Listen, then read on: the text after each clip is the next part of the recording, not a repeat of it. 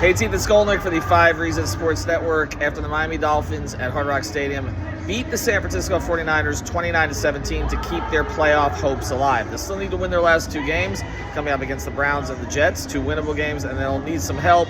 But this was a promising performance for the Dolphins, who, as Mike McDaniel said, have not gotten through all 3 phases together in one game until today. And they got efficient play from Tua Tagovailoa, who didn't have to do too much, but didn't make the big mistake, did not throw an interception, completed 22 of 34 passes.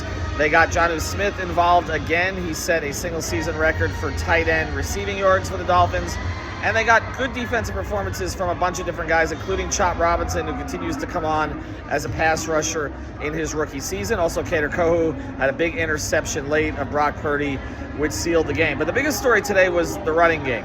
It was from the very start that they were more effective than they've been of late. And Devon Achane ended up sealing the game with a 50-yard run and a very simple play. Isaiah Wynn, who was in there at right guard on that series and probably should be in there for the rest of the season over Liam Eichenberg, made a key block, and Devon was never touched and went right to the goal line and finished the game off that way.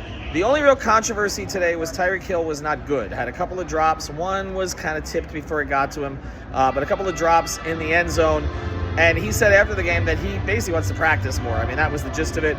He's been getting these Wednesday rest days. Apparently he's not comfortable with them. And Tua, when told about Tyreek's comments, said, well, that's the secret sauce. If he says he needs to practice more, then he needs to practice more. Mike McDaniel said that they would try to improve the communication and essentially do what Tyreek wants. We'll see how that plays out as this goes forward. But again, the Miami Dolphins keep the season alive. Some regret about some of those earlier games because they'd be in playoff position right now.